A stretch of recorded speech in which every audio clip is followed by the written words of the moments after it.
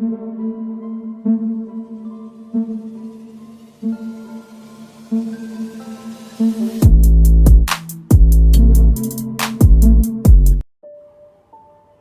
दोस्तों, scary story official में आप सबका स्वागत है। आज की कहानी की तरफ बढ़ने से पहले चैनल को सब्सक्राइब कर लीजिए और अगर कहानी अच्छी लगती है तो प्लीज़ लाइक एंड कमेंट करना मत भूलिएगा। तो देर नहीं करेंगे, आज की कहानी की तरफ बढ़ते हैं। आज की कहानी सुधीर की है। सुधीर आज अपनी माँ को लेकर गांव जा रहा था क्योंकि गांव में उनके पड़ोसी के घर शादी थी।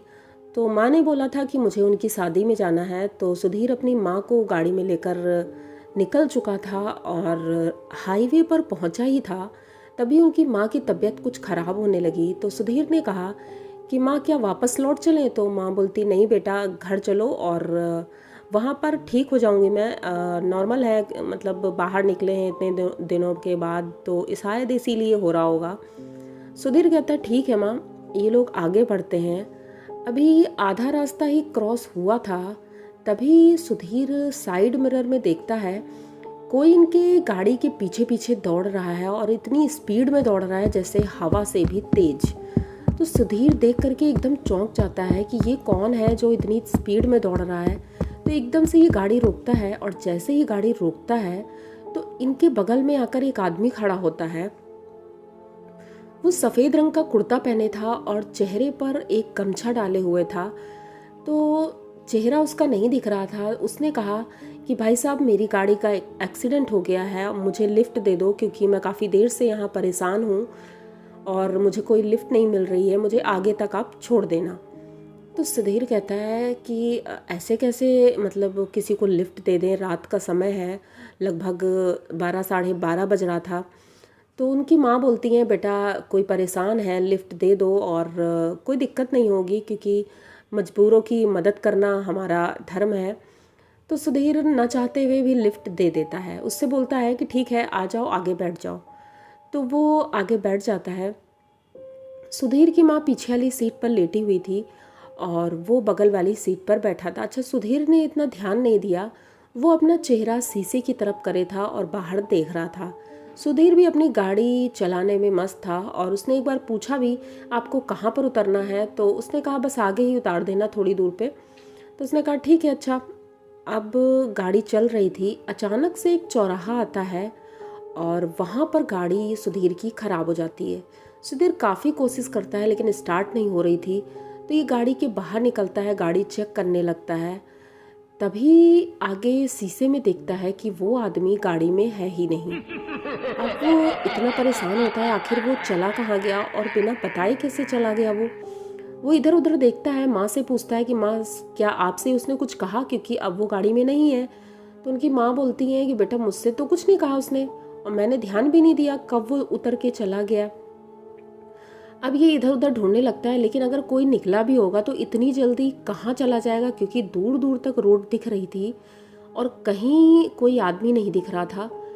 चौराहे के दूसरी तरफ सुधीर ने देखा कि एक गाड़ी का एक्सीडेंट हुआ है और वो गाड़ी बुरी तरह से मतलब टूटी फूटी पड़ी हुई है। सुधीर ना चाहते हुए पता नहीं कैसे उस गाड़ी की तरफ खिंचा हुआ चला जाता है। सोचता है शायद किसी का एक्सीडेंट हुआ है, अगर कोई जिंदा होगा तो उसकी हेल्प कर सकते हैं। ये जैसे ही गाड़ी के पास पहुंचता है तो देखता है कि वहाँ पर एक आदमी पड़ा हुआ है।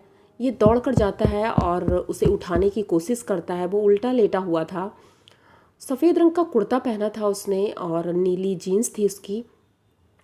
जैसे ही सुधीर ने उसे पलटा, वो एकदम से चौंक जाता है और चीखने लगता है। उसकी माँ बाहर निकलती है और माँ भी वहाँ पहुँचती है, पूछती क्या हुआ बेटा?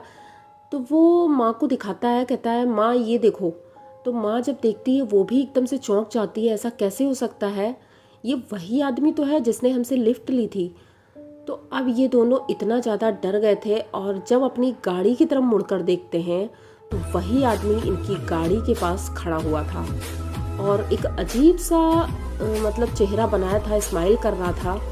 ये देख करके सुधीर और उनकी माँ बहुत ज़्यादा डर जाते हैं, वहाँ से तुरंत भागते हैं अपनी गाड़ी की तरफ। तो वो आता है और शीशे के पास खड़े होकर के सुधीर से बोलता है कि मैं आपको बस ये बताना चाहता था कि मेरी गाड़ी का एक्सीडेंट हो गया है, मेरे घर वालों तक ये मैसेज पहुंचा दीजिए।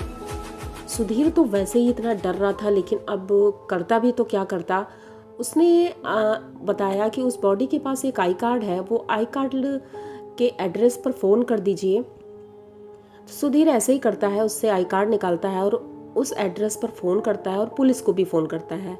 पुलिस आती है, बॉडी को ले जाती है और उनके घर वाले भी पुलिस स्टेशन पहुंच जाते हैं। सुधीर चलो एक तरह से खुश भी था कि चलो मैंने किसी की हेल्प की, लेकिन जो उसके साथ हुआ था वो आज तक वो भूल नहीं पाया है कि एक मुर्दा मतलब मरा हुआ इंसान जो भूत है वो इनकी गाड़ी में बैठा था और ऐसे कैसे हो सकता है, नॉर्मल इंसान की तरह वो दिख रहा था। ये चीज़ सुधीर आज तक नहीं भूल पाया है और ये एक्सपीरियंस उन्होंने हमारे साथ शेयर किया है। तो आप लोगों को इनकी कहानी कैसी लगी? अगर अच्छी लगी हो तो प्लीज़ चैनल को सब्सक्राइब करिए, लाइक कमेंट करिए, शेयर करिए और बने रहिए हमारे साथ। मिलते हैं फिर किसी नई कहानी में, तब तक के लिए डरते रहिए।